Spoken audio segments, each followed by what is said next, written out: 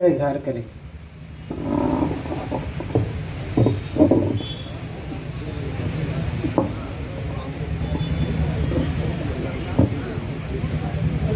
रहीम नहमदुहु व नुसल्ली अला रसूलिहिल करीम अम्मा बाद। नंबर के बाद इंतहाई सख्ती से पुलिस का रवैया बहुत तेज हो गया है। वो सिर्फ ये कोशिश में रहती है कि किसी तरह से भी कोई एहतजाज हो और हम वो एहतजाजियों को पकड़ ले ताकि आइंदा एहतजाज होना बंद हो जाए।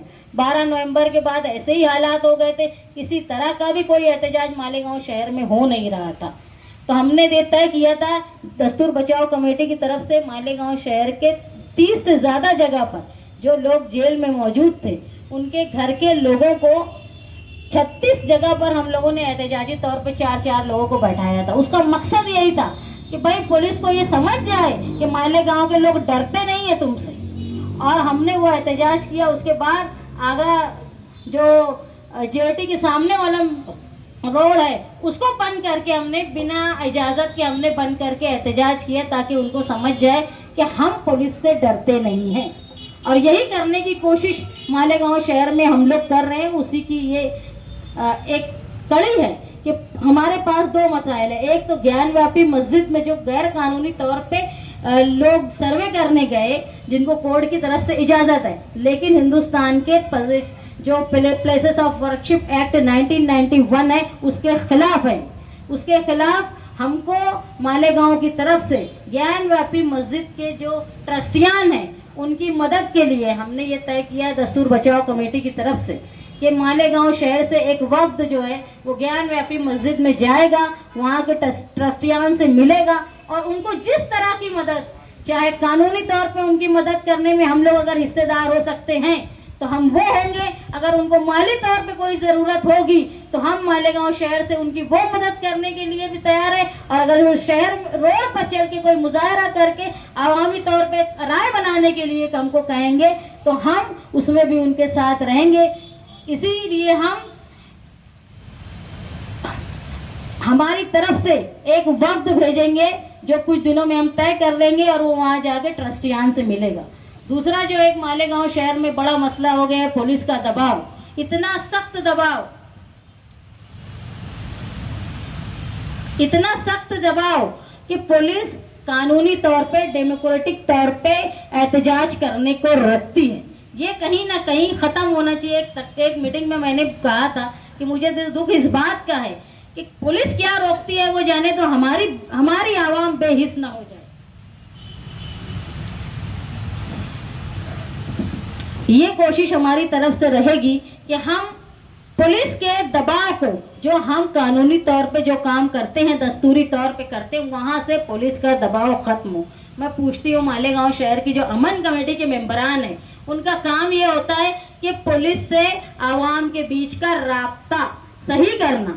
लेकिन 12 नवंबर का मामला हो चाहे परसों इमाम काउंसिल का मामला हो, कहाँ थे वो अमन कमेटी के लोग? क्या कर रहे थे वो? क्या राब्ता उन्होंने किया? 12 नवंबर में लोग जो जेल में थे उनके ताल्लुक से किसी को बोला कि ये तो पत्थर मारने वाले नहीं थे, ये तो रोड पे चलने वाले थे? अरे ये तो मौजूद भी नहीं थे वहाँ। उन सारे लोगों को बचाने के लिए अमन कमेटी के लोगों ने क्या किया? मैं आप लोगों से दरख्वास्त करती हूँ कि अमन कमेटी में मौजूद लोगों से जाके पूछो कि तुमने क्या काम किया 12 नवंबर में, तुमने क्या काम किया जब इमाम काउंसिल के ऊपर इतने बड़े बड़े संगीन कलमे लगाई जा रही थी। उनसे पूछो, वो जो सिर्फ हाँ करने का काम करते हैं उनसे ये सवाल होना चाहिए कि तुम आवाम और पुलिस के बीच में रास्ते का काम करते हो तो जो पुलिस चाहती है उसको आवाम के बीच में करने की कोशिश करते हो। तुम उनसे खत लिख के पूछो, तुम उनको रोक के रास्ते में पूछो जो लोग अमन कमेटी में हैं और अमन रखने की बातें करते हैं। लेकिन वो एक तरह से मुझे जो पुलिस वालों ने बोला कि तुम्हारी अमन कमेटी के लोग ही हमको ला के नाम दिया करते थे। ये पूछो कि तुमने बताया था क्या हमारा नाम? जो लोग वहाँ शामिल नहीं थे उनका नाम आप लोगों ने बताया था क्या? ऐसे लोग जो हमारे बीच में रह के हमारे ही लोगों को परेशान करते हैं, जो वो गुनाह है, उनसे सवाल होना चाहिए। पुलिस के दबाव को खत्म करने के लिए साथी निहाल अहमद साहब हमेशा कहा करते थे कि अमन हमसे है।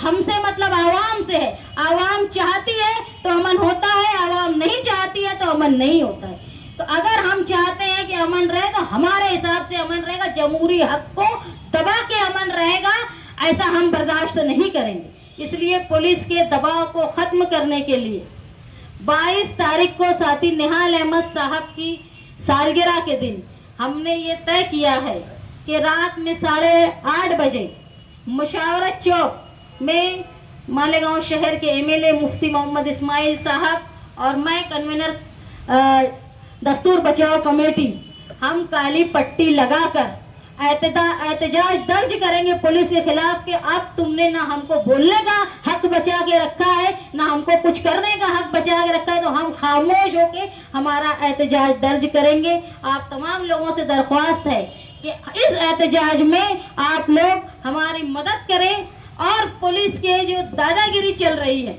उसके खिलाफ, जब तुम कितने लोगों को दबाएंगे, अगर तुम में हिस्स आ गई तो तुमको कोई दबा नहीं सकता। अमन आवाम से है और आवाम को अपनी ताकत का अंदाजा होना चाहिए। मैं मशकूर हूँ मुफ्ती मोहम्मद इस्माइल साहब की कि वो यहाँ आए। यहाँ दूसरे मुख्तलिफ लोग जो अलग अलग तंजीमों से आए हैं, मैं उनका बहुत तहे दिल से दस्तूर बचाओ कमेटी की तरफ से शुक्रगुजार हूँ और यही उम्मीद करती हूँ कि आप लोग हमारे हर प्रोग्राम में जो हमारे दस्तूर को बचाने के लिए होगा उसमें आप हमारा साथ देंगे। हमारे गुस्से को हम दिखाएं, गुस्सा दिखाना बहुत ज़रूरी है।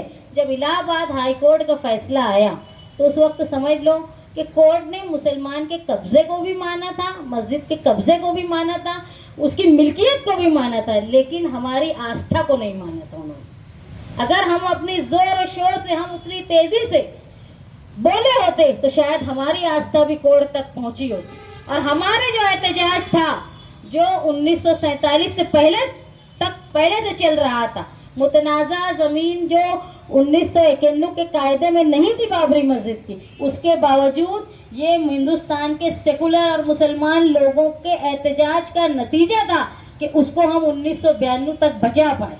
अगर तुम एहतजाज करना छोड़ दोगे तो ये समझ लो कि मस्जिदों का नंबर है, कब्रस्तानों का नंबर है, धीरे धीरे हमारी स्कूल कॉलेज बाकी सारी चीज़ों पर जहाँ मुसलमानों का दबदबा है वो सब खतरे में आ जाएगा। ये इब्तिदा है, NRC, CAA, ये सारे जो है वो मुसलमानों को हरासा करने के लिए किया जा रहा है। अगर तुम एहतजाज का रास्ता बंद कर दोगे तो तुमको बेहिस माना जाएगा। और जो बेहिस होता है, देखो एहतजाज की ताकत को, मीडिया की ताकत को तुम मामूली मत समझो। अगर एहतजाज होता है कहीं, मीडिया उसको बताती है, तो सुप्रीम कोर्ट के जो चीफ जस्टिस है वो सुमोटो यानी अपनी मर्जी से केस दाखिल कर सकता है बिना किसी पार्टी के मौजूदगी। तो ये जरूरी है कि हम एहतजाज हमारा दर्ज करें। अगर हम एहतजाज नहीं दर्ज करेंगे तो धीरे धीरे हमारे ऊपर बड़े बड़े और दबाव के काम लाए जाएंगे जो हिंदुस्तान में हो रहे हैं। आप देखेंगे मीडिया सिर्फ वही खबर बताती है जो अक्सरियत चाहती है देखना। हमारी खबर को दबाया जाता है, लेकिन कब तक दबाएंगे? तुम्हारे एहतजाज बड़े होंगे, हमारे एहतजाज हमेशा पुरअमन और कायदे में रहकर होते हैं। उसको हमको बताते रहना है, कोर्ट को भी, हुकूमत को भी और डिपार्टमेंट को भी। डिपार्टमेंट का तो ये हाल है कि परसों के रोज़ जब इमाम काउंसिल के लोगों ने एहतजाज किया, वो मैंने वीडियो पूरी देखी, उसमें वो लोग बड़ी शराफत से पुलिस के बोलने से पुलिस स्टेशन की तरफ जा रहे थे।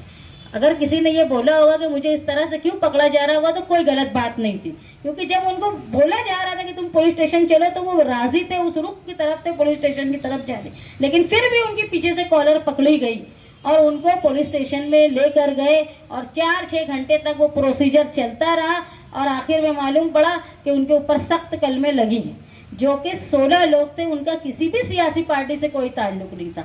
ये लोग इमाम हैं। इमाम का मतलब होता है लीडर।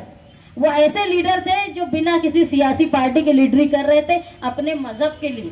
वो वाकया जब हुआ, हमारे पास बात आई तो मैं, मुस्तकीम, रिजवान सर और बाकी जो लोग मौजूद थे पार्टी ऑफिस में, हम लोग वहाँ गए। हमने बहुत कोशिश की, लेकिन हमारे जाने से पहले ही 4 FIR दर्ज हो गई थी। कई बार मुफ्ती साहब का फ़ोन आया मुस्तकीम को, उन्होंने भी, वो शहर में नहीं थे, उन्होंने भी हालात को जानने की कोशिश की, लेकिन वो इतनी ताख़ीर से आने वाले थे जब तक सारे मामलात ख़त्म हो गए थे। मैं कल मछली बाज़ार में मैयत में गई, वहाँ से बाहर निकली तो मुझे एक प्रेस रिपोर्टर ने बोला कि हर जगह आप लोग क्यों होते हो, कोई दूसरी सियासी पार्टी के लोग क्यों नहीं रहते? पुलिस स्टेशन में भी आप लोग जाएंगे, कोर्ट में भी आप लोग जाएंगे, तुम्हारे शौहर जेल में भी जाएंगे, हर जगह तुम लोग ही क्यों हो, दूसरे लोग क्यों नहीं है? मेरे भाई उनसे पूछो कि वो क्यों नहीं है। हम हमारी रूह को मुतमईन करते हैं। जो हमारे मजहब में जैसे कहा फलाई साहब ने कि अगर खुदा हमसे पूछेगा कि मेरी मस्जिद पे खतरा था तो तुमने क्या किया, उस वक्त हम जवाब दे रहे हैं कि हमने कोशिश की थी। हम लीडर हैं, हमारे ऊपर फराइज ज्यादा है। अगर कोई लीडर ये बोलता हो कि मुझे तो मालूम ही नहीं हुआ कि मैं इतना बड़ा वाकया हो गया, तो वो काहे का लीडर जो 4-6 घंटे में शहर में क्या हो रहा है उसको मालूम नहीं पड़ता। देखी होगी। लेकिन सिर्फ नफरत फैलाना ये काम हिंदुस्तान में किया जा रहा है और बिलखुसूस निशाना बनाया गया है। जो बड़ी तादाद की अक़लियत है वो मुसलमान है, इनके मजरूह करने का काम, इनके जज्बात को हिंदुस्तान में किया जा रहा है। उस जगह 1947 को 15 अगस्त 1947 में जिसके कब्जे में थी वो जगह जो है वो प्लेसेस ऑफ वर्शिप एक्ट 1991 के तहत वो वहाँ उसका मालिक वही रहेगा। इसके बावजूद अदलिया जो है वो इंसाफ बड़े अलग ढंग से कर रही है।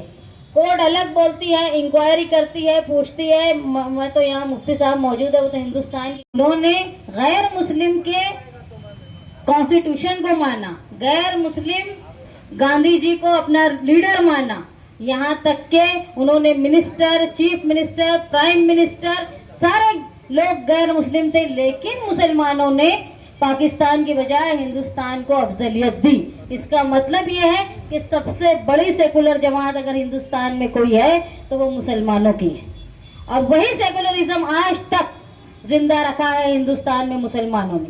साथी निहाल अहमद साहब कहा करते थे कि शराब के नशे से ज्यादा खतरनाक नशा इक्तदार का होता है और इक्तदार से ज्यादा खतरनाक नशा जो होता है वो फिरका परस्ती का होता है। और यही फिरका परस्ती करके ऐसी सेकुलर जमात जो अक़लियत में हिंदुस्तान में है उसको दबाने की कोशिश हुकूमत के जरिए की जा रही है, क्योंकि फिरका परस्ती फैलाकर राज करना सबसे आसान काम है। यही हिंदुस्तान की बीजेपी हुकूमत कर रही। और सबसे पहले उन्होंने ये कोशिश की कि मुसलमानों के जज्बे को मजरूह किया जाए, उनके मजहबी जज्बात पर ठेस पहुंचाई जाए।